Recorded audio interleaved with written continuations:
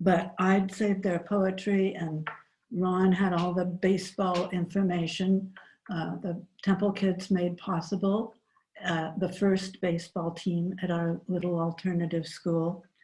So we got to know them in a very special way, I think, because when you share poems in a creative writing class or when you're on a team together, you have a different kind of connection with the person that you were. I was another poet.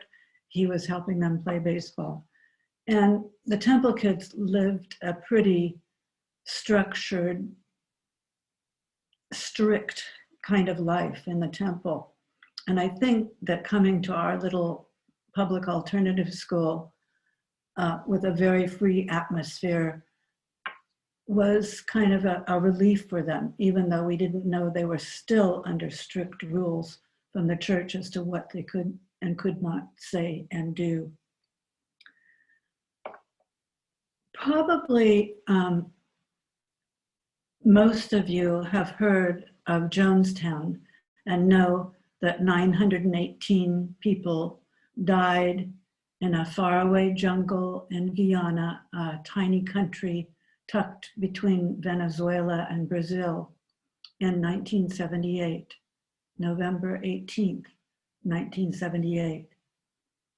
But I find most people don't know that 1/2 of those in Jonestown who died were in their 20s or younger.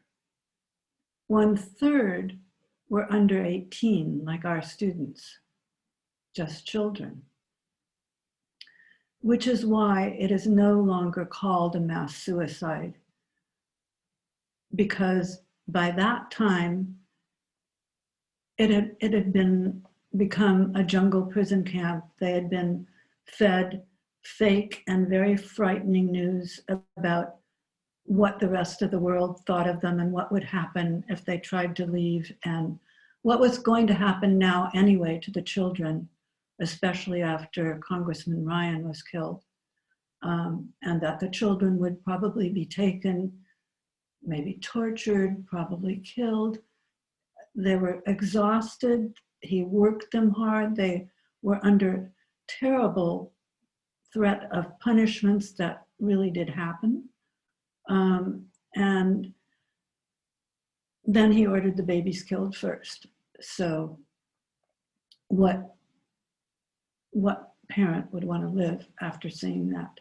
And they had mostly been just, hope was stolen from them by him.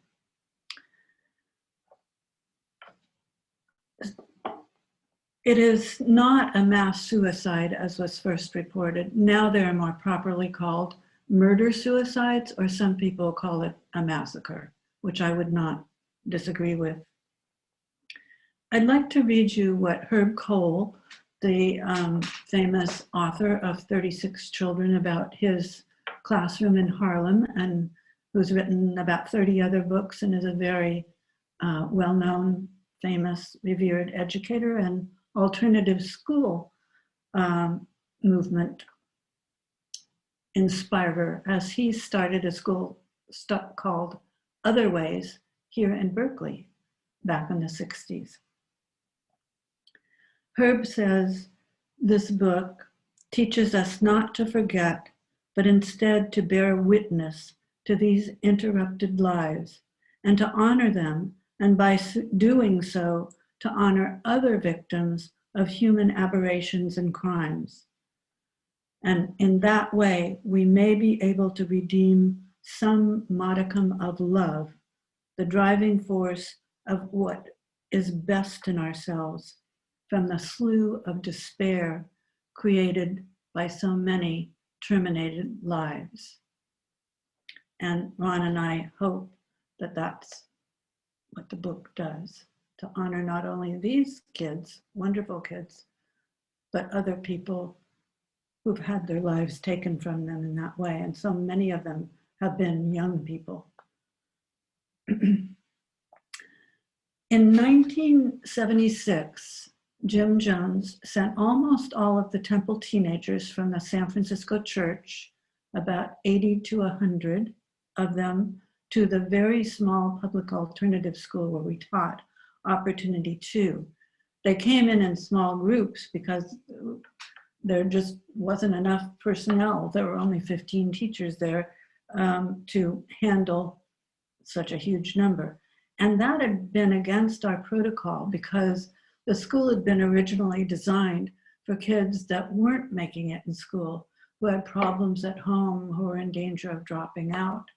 And we had an interview with each one, with teachers and other students, to get their buy-in, to tell them what was expected of them, and hopefully to convince them that they were really going to have fun learning at our school.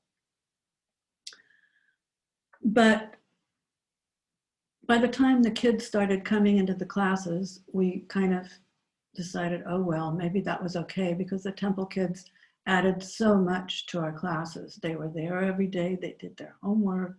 They were interested. They worked on the school newspaper, as I said, made the baseball team possible. And they were great to have in my creative writing class. They added something to the school. But by February of that next year, February 77, so the same school year, Jim Jones had started to pull people out to send them to Jonestown. The first to go was Stephen Jones, Jim Jones' only biological son, who had been my counselee. Each of us was a counselor for 15 kids too.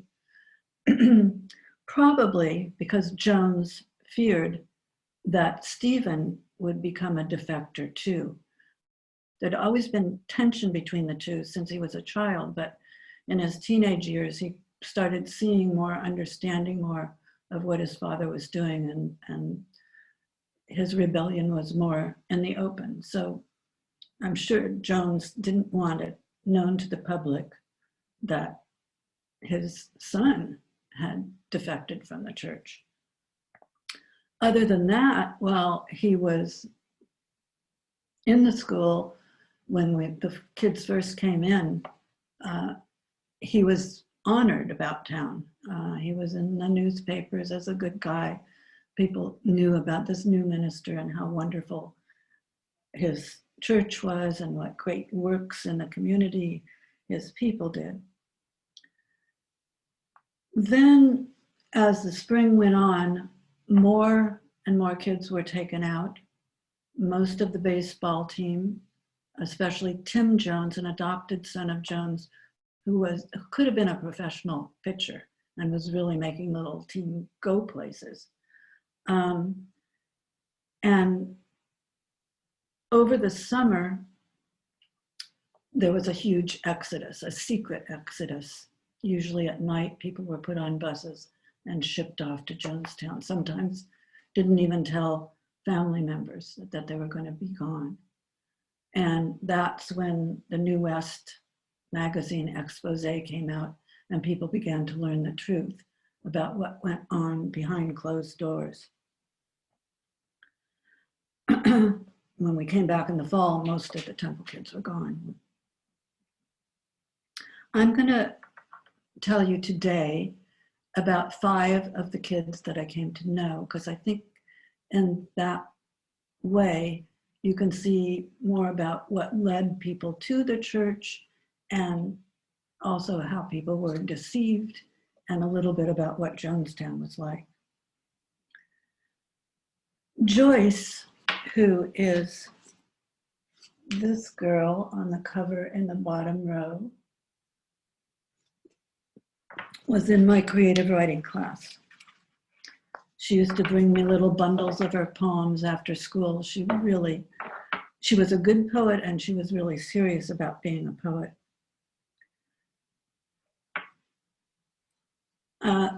In this scene, another group of Temple kids is touring the school, and the counselor has brought them into my class to see if maybe they want to sign up for creative writing. So the kids in the class, and remember there were non-Temple kids and Temple kids in the school, were introducing themselves to the visitors by saying the color they felt like today, and then maybe reading something that they wrote about that. Miss B, okay if I, Joyce has just pointed to a poem that I always had up on my classroom wall. You may recognize it. O western wind, when wilt thou blow? The small rain down can rain. Christ, that I were in my bed and my love in my arms again. Miss B, okay if I read my poem from our book, which was called In Small Dreams, our little classroom book, poetry book? Sure, any of you can do that. Joyce reached for a copy of the magazine. Well then, I guess I'm the color of the trade wind, she said. Her poem. Oh, trade wind, when the nice breeze blows, as the rain tingles on the roof of the tropic island, birds fly to the nest in the tropic trees, little creatures hiding from the rain. And Joyce wrote this from another model poem by Joyce Carol Thomas called Paint Me Like I Am. Paint me with my head up looking proud. Paint me with a big happy smile on my face. Paint me with beautiful colored beads, with my hair corn-rolled in an African style. Paint me with the animals of the jungle like a colorful bird and a soft brown monkey jumping tree to tree. Paint me with all the nationalities of the people. Paint me with a gorgeous colored dress. Paint me beautiful. Paint me, paint me, paint me. And we didn't know then, I thought that was Joyce's imagination, but Joyce had already been telling his congregation stories about the beautiful tropic place in the jungle that he was going to be taking any of those who wanted to go. And there really was a monkey there. They brought a pet monkey there, so that's why she included the monkey, I'm pretty sure. And she thought he was going to be allowed to be free, but neither Muggs, the monkey, or the people were free once they got there. And she must have thought, you know, she'd have time for making corn rolls and putting on beautiful dresses, and all the nationalities of the people refers to the fact that Jones told them, and this really inspired the young people especially, they were going to be making a model community that the whole world could admire, as it was free from ageism, racism, and sexism. And they were going to be making it from the ground up. It was an exciting thing for kids. But of course, and our students arrived late after that expose, and it was really bad by the time most of them arrived. Then the next young woman I'm going to tell you about is Linda Myrtle. This is from the book. A few days before Thanksgiving, Cabral noticed that Linda Myrtle, a Temple girl in his reading class, had bruises on both arms and a blackening eye.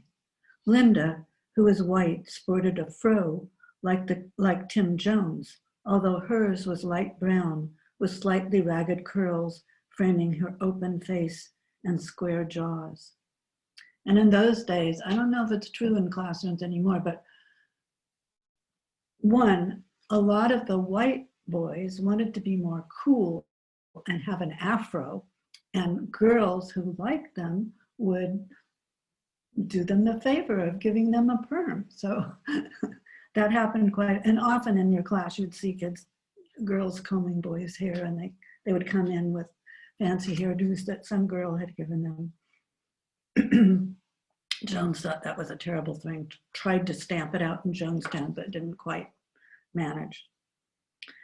Her large dark brown eyes are serious, and the dark circles under them made her look a little sad, belying her usual smile. She lived in San Francisco in Temple housing. Her parents lived in Berkeley, where they operated a home for the elderly. After class, Cabral asked Linda what had happened. She said, no big deal, just a little roughhousing with a friend that got out of hand. But a 1974 federal law had just been passed that teachers must report suspected child abuse. And Ron reported her to the principal, who said, I'll look into it. Don't worry about it, Ron. But then, when Linda was absent from class for 2 days after the Thanksgiving holiday, he again asked Golden about the girl. Transferred out, Golden, our principal reported. Her parents moved to Berkeley a while ago. I guess she'll be going with them, going to Berkeley High. She sounded almost angry. And then this section is from the chapter called Temblers, after the New West article had come out. When 10 temple members who had defected from the church, including Linda's father and Deanna, we later found out that was her stepmother, agreed to give their names and pictures for the New West magazine, that changed everything for San Francisco and the public. And from the article, based on what these people told us, life inside People's Temple was a mixture of Spartan regimentation, fear, and self-imposed humiliation. The Sunday services to which dignitaries were invited, people like Jane Fonda, other ministers in San Francisco, politicians, Jerry Brown, Willie Brown, those were orchestrated events. Actually, members were expected to attend services 2, 3, or 4 nights a week, to which other people weren't admitted, as special ones were admitted, with some sessions lasting until daybreak. Much more about what went on in the church was discovered from that article, terrible things. And Deanna, later, she and her husband changed their names after they defected from the church, and she wrote a book called 6 Years with God, which tells a lot about what went on in the church too. And then this is from the chapter Behind the Scenes, which is what we at Opportunity didn't know about our kids at the time they were there. Excuse me. I don't have my classroom voice anymore. It wears out easily. Linda Myrtle was one of at least 3 Opportunity students who managed to escape the church before she too would have been sent to Guyana. 3 decades after these events, Linda, by then a confident, straightforward young woman with short brown hair and a warm smile, described to Bebelaar how she left, not to join her parents in Berkeley, as we in Opportunity thought, but on her own. Deanna was her father's second wife. Her real mother was called Zoanna. When Linda's father remarried, he and Deanna joined the temple back in 1969 when the church was up in the Redwood Valley near Ukiah. Linda, her younger sister and brother continued to live with Zoanna, their real mother. But when Linda's father and stepmother moved to Redwood Valley, her brother chose to go live there with them.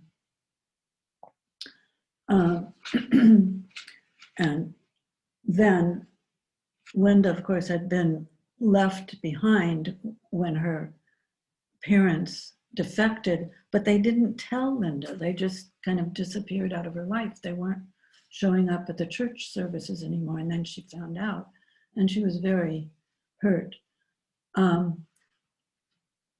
When Linda and her sister went for a visit to the rest of the family in Jonestown, they had a fantastic time, she said. Then her father told them that Zoanna, he already had them up there in the temple community, and he told them that Zoanna didn't want them anymore, Linda and her little sister. And that anyway, she was an unfit mother, and you're going to live here from now on in the temple commune. Linda kept writing letters to her mother, but she never got any answer. And it turned out either her father or her stepmother or Jones or somebody kept the letters, the return letters from her. But she got to see them later, she told me. Linda had been punished many times in the church, and one of the punishments she received was described in that New West article.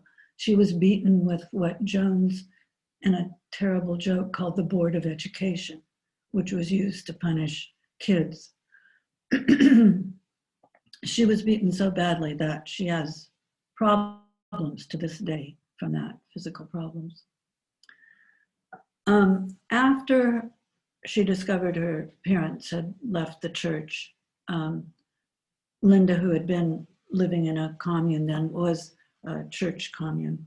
They usually had 2 people from the temple act as the adults for a lot of the children, and then some of them were foster children that the church had taken in. And Linda was made responsible for a toddler named Tiffany, a little 2-year-old, because Jones was very good at manipulating things, so people would do what he wanted them to do. And Linda loved that little girl, felt now she had some love in her life again, and the church was good to her, and she stayed on. Until she found out through an older woman in the temple who was in the inner circle of the temple, what was at that time called the Planning Commission, found out that Jim Jones, as punishment for Linda having a serious girlfriend in the church, was going to be sent off to Jonestown before she turned 18. He was going to drug her and send her off. And Kay told Linda about that. So Linda tried to arrange for running away, but Cynthia, whom she told about, we got to do this, we got to get out of the church if we want to stay together. But Cynthia really believed what Jones said, that he could read her mind, and she ended up confessing to him about the running away. So then Linda realized she really had to get out of there fast. She called her mom, she'd kept her number all these years, and said, I don't know if you remember me, but I'm your daughter, Linda. I'm leaving the temple and I'd like to come live with you if that's okay. I don't know what I did, Mom, but I'd like to come home.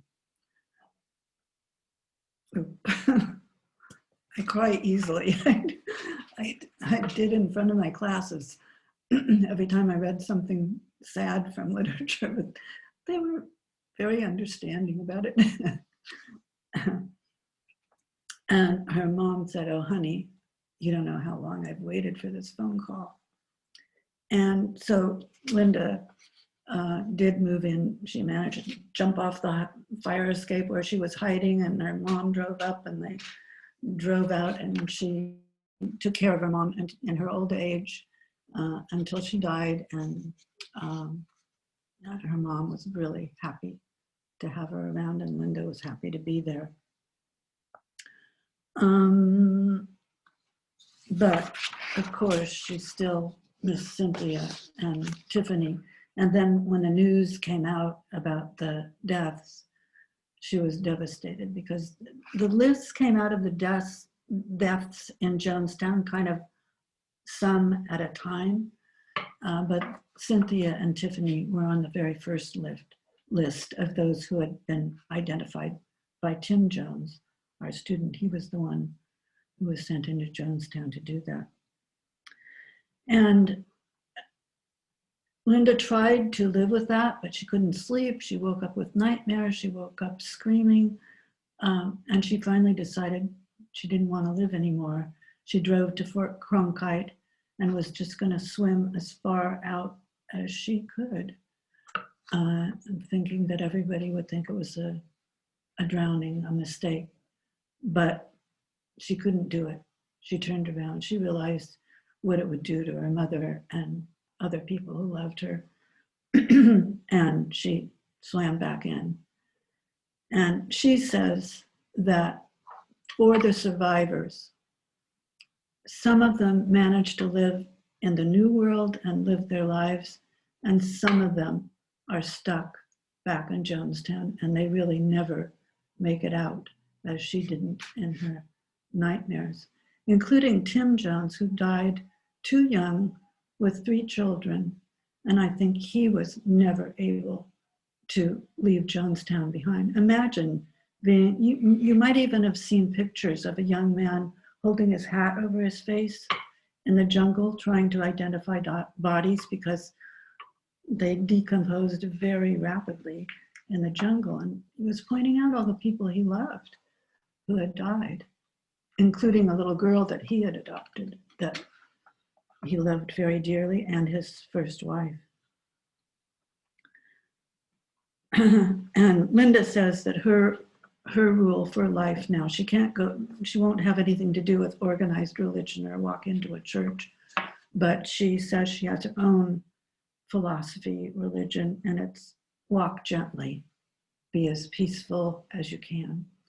She's really a great young woman, and meeting her and other kids or hearing non-temple kids, getting to know them better as they told me about what was going on in the school, was one of the real rewards of writing this book. Judy, it looks like we've hit the 35-minute mark. Okay. I'm going to ask you to keep talking a little bit, and maybe people who are listening in could, if they have any questions, type them in the chat box, and I'd be happy to ask them as opportunity arises. And then, of course, I'd be happy to ask some questions to move us along too. But do you have some more that you want to talk about right now? Yep, I'll zip through the rest. I always get caught up in the story myself. But I wanted to tell you a little bit about Myrtle Bogue. Her parents joined the temple after the family had gone on a camping trip up near the Russian River. And there's a place called Goat Rock where people go and watch the smelt spawn on the beach. They're all silvery and shiny, and it's quite amazing at night. And they had gone there and were camping there. And the father thought that he was just taking the 3 daughters to the beach, but it turned out the toddler, Jonathan, had wandered out behind them from the tent where the mom stayed.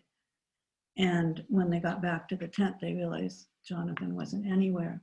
He had drowned, and the other people there found his body in the morning. He was only 2, and Myrtle was 9 at that time.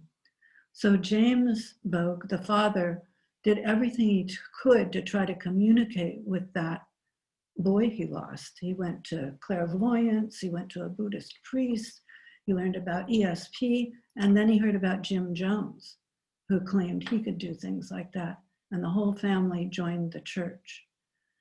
And I won't tell you the whole thing of what happened there. You have to read the book to find out that the family was split, as you might suspect. And Jones, that was another thing he was really good at, is splitting up families and people who loved one another. In this case, I'll tell you that much, by making people sign false confessions. And James had signed a confession to prove his faith. Jones said that he had molested his 3 daughters. So he was pretty much forced to stay in the church, even though he didn't want to be there. And other people had that kind of thing happen too. And then you're saying that Jones had fingered this father as the molester of his own children, right? Not like, and he would make up crimes like that and then tell people they had to sign. Usually he often just gave them a blank piece of paper and they had to sign it and then make up the crime later. And then he would add whatever they were supposedly, that was one of his Yeah. control mechanisms, huh? Right. And James was a good father. He had never done that. They were lies used to keep people. Then there were three what I call Romeo and Juliet couples in the school, because the Temple kids were not supposed to have anything to do with the non-Temple kids. They were not supposed to have friendships with them. But the other kids told me about three such couples. And Mark, who is this boy on the cover, was in love with Michelle DeQuattro, who you might be interested if you're from the Bay Area, was the daughter of a pretty famous musician from a group called Azteca in the Bay Area. And they would meet secretly in the art room because, nobody was supposed to find out about it. But Anna Wong described to me, their teacher, how they would just gaze at each other across the desk and smile at one another. And I was able to tell his mother about that. Sadly, Mark died in Jonestown at age 17. And she said, oh, that made her happy because at least maybe he had a girlfriend and a kiss. Did I ask you one of the questions our participants have written? Sure. Okay. The question is, well, these are pretty traumatic stories. How did you yourself, in remembering your own students and researching all the things you probably didn't know of at the time, how has all that affected you personally, emotionally? It was hard writing the book. Sometimes it was wonderful because I would hear, the stories of their youthful rebellions in Jonestown, or the Romeo and Juliet couples, or the basketball team that Stephen Jones started. And, because they were kids, they remained hopeful and positive, and, and they risked punishment because they were going to be themselves no matter what. But then there was a lot that was pretty awful to learn about too. But it was actually, we had the cover of the book. It took us 2 decades to actually write the book. And we had this cover long before the book was really finished. And these sadly are all the faces of kids who died in Jonestown, and the shadowy parts are to indicate that. And I had that sitting up on the shelf above my computer. And when I got discouraged, I would just look up at those faces and remember why I was doing it and keep going. And I think it's like the survivors in Jonestown. A lot of them have become writers too. Stephen Jones is a beautiful writer. A lot of his writing is in the book. And he was so generous with his time in helping me. And those people that wrote and spoke about it, as Stephen has, and for me too, the writing of the book does something that transforms grief. It doesn't make it go away, but it's like what Buddy Guy, the famous blues musician, said about the blues. He said, funny thing about the blues, you sing them because you got them, but when you sing them, you lose them.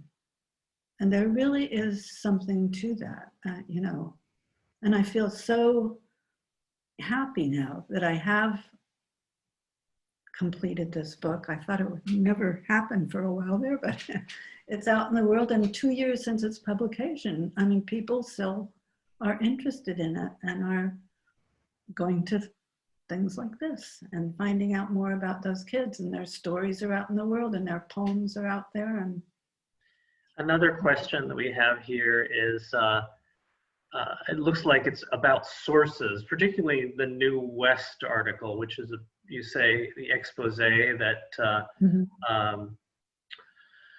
revealed to the outside world what the inner workings of People's Temple and what was going on in Guyana. Mm-hmm. Um, Well, not what was going on in Guyana. They just okay. knew about Was this before? articles about the church in San Francisco. Oh, okay, so this was this before the come out before the Guyana? Yeah, it was summer of '77, July. Well, it wasn't on the stands until August, and it was read to Jones by the editor in July. And I'm sure that's one of the reasons he left. He'd been going there, but then he decided to stay permanently.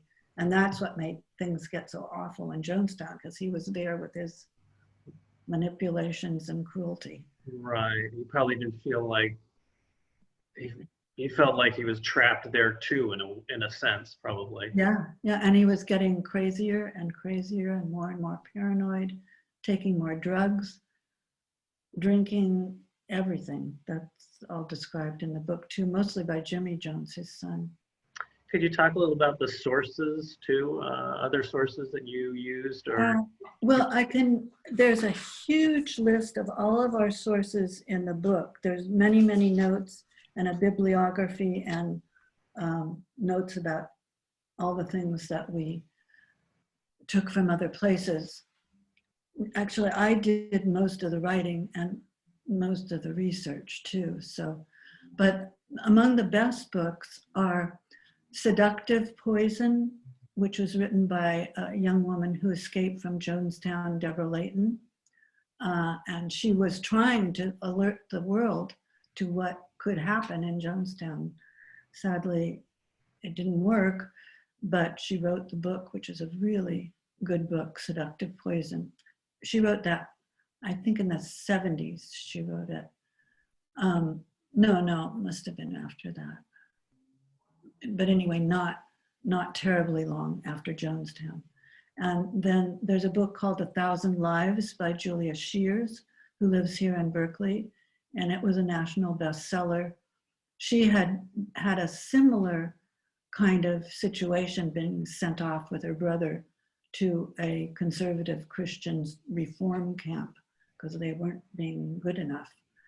And so she said there were a lot of eerily similar things and was caught up by the Jonestown story.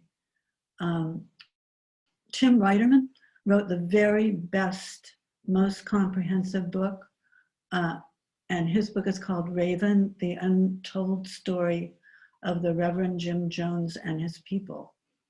And he was one of the newsmen who went with Congressman Ryan and what were called the concerned relatives, defectors of the church who were worried that their loved ones were being held without their permission, which is, of course, true.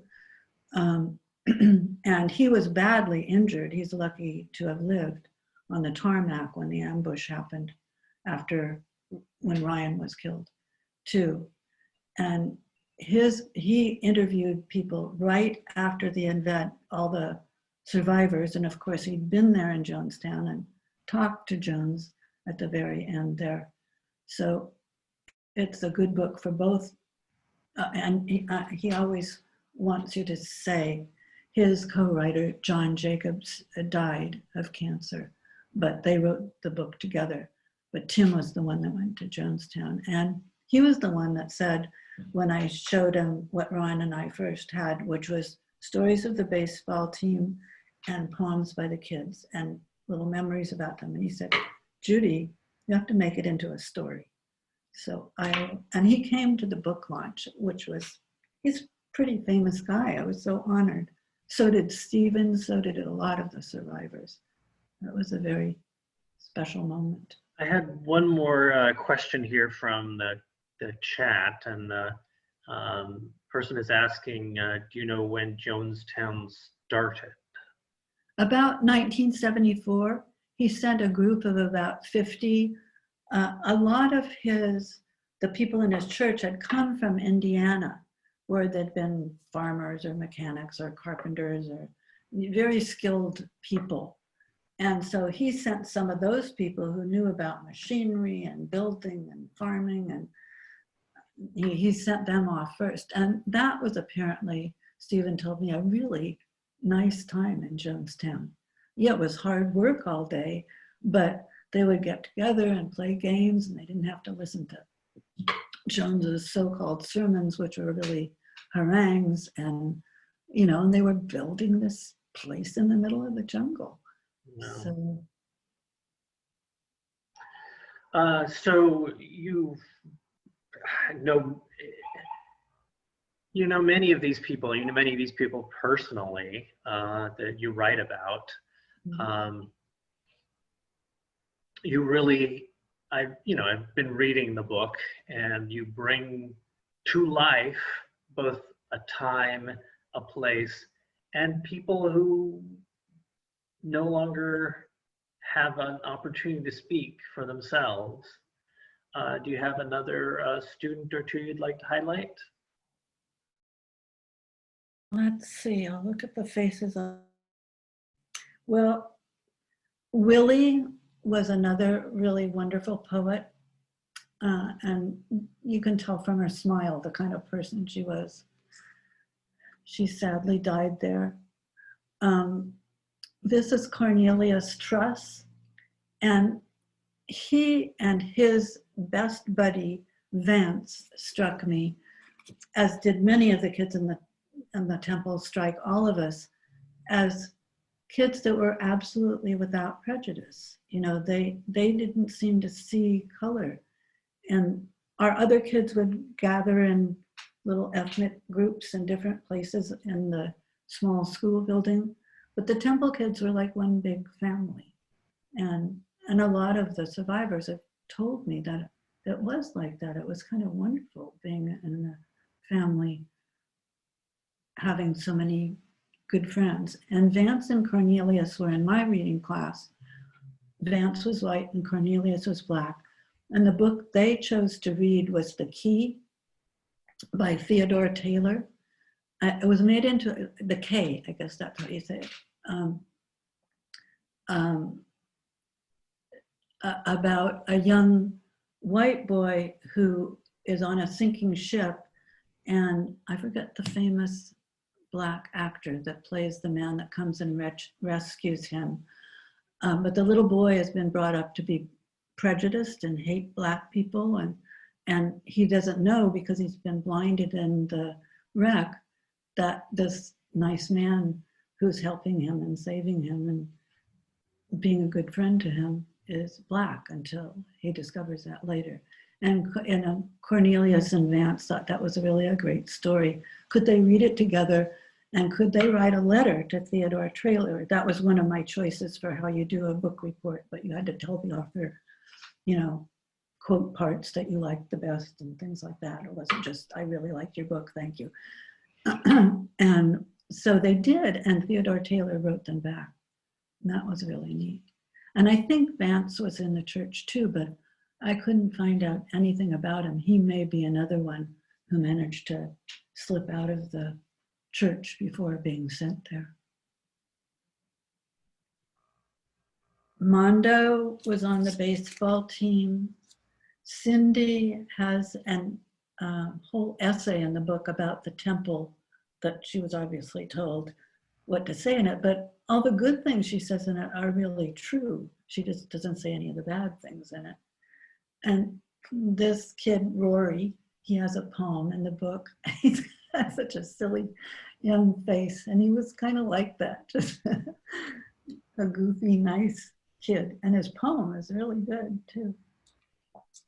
So, I understand that some of the kids were not there during the mass casualty event. That some were, I thought it was a basketball team. Was it a baseball team? Yeah. That it was a basketball team. A lot of the baseball team members were on that basketball team. Stephen started that. He convinced, well, I think Marceline mostly convinced Jones that it was going to be a great PR tool, but really she just knew Stephen loved basketball and wanted to play basketball, and other kids did too. And then they got a chance to play the Guyanese national team in Georgetown, which is across the Atlantic. And they had gone there to play when everything came down in Jonestown. And Jones actually ordered them home, but they refused because they didn't, he had had white nights, what they called these meetings, where they were either threatened with death, or you're going to drink something now and it's poison, but then it would turn out not to be poison. Many times before. It was another one of his manipulative tools. And so they said, we're going to win the game, we're going to stay here. But then they lost all the people they loved. Well, does anyone who has joined us for the presentation have a question they'd like to type into our chat program? I'd be happy to read it. Well, I could tell you a little bit more about Stephen that you might find interesting. Let's hear some more. They decided, I guess partly because he was Jones's son, that he was very suspect and that he probably had something to do with all the deaths too. Well, actually, Stephen avoided his father, very nearly let his father die when he wandered into a swamp in one of his moments when he believed he was Lenin and was sinking, and finally Stephen pulled him out before he went under. But he did not care for his father at all. And one of the temple members who lived permanently in Georgetown with her children followed Jones's order to kill herself after she killed her children. So not all of the deaths were in Jonestown. 3 of them were in Georgetown. And they were trying to pin that on somebody too, somebody who was there. And Stephen, as a result, spent 3 months in a Guyanese jail. And that story is in the book too. And of course, he was finally released and sent home, but that's how those boys survived.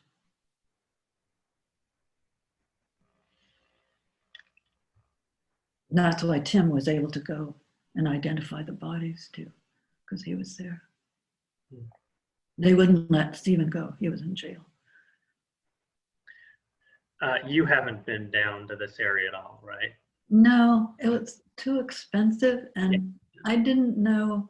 I mean, it was more about the kids I knew than it was about the place. Sure. And you could find out lots. Just curious. I know. Well, if somebody had offered me a ticket, I would have gone for sure. Okay. Well, let me see. It looks like someone has left a question. Thank you for giving the world a story, or spending so much of your own time and energy doing so when you could have been writing your own wonderful poems. Oh, thank you. Yes, I'm finally, I kept going with my poetry all the way through, but I couldn't spend as much time as I wanted to.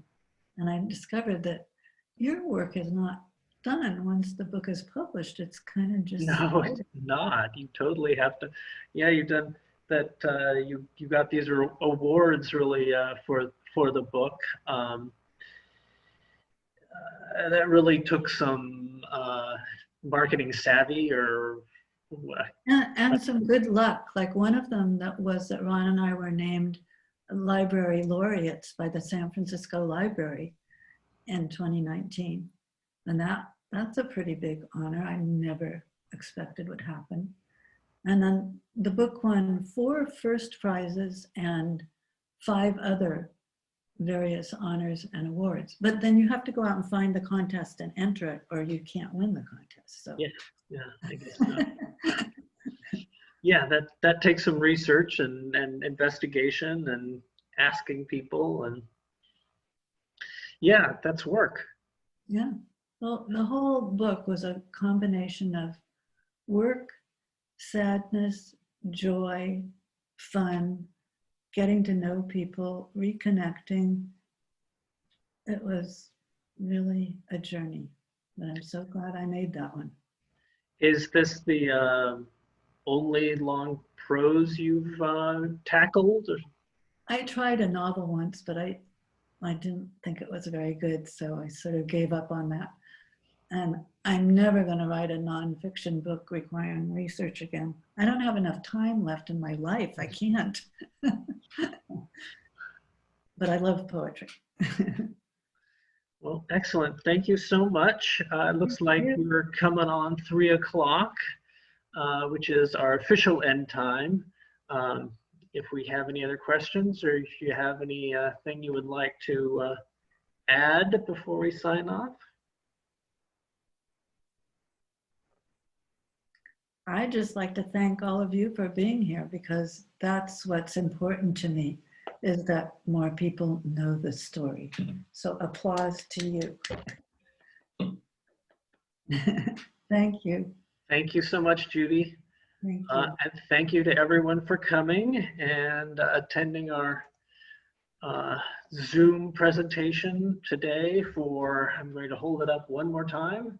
It's And Then They Were Gone, Teenagers of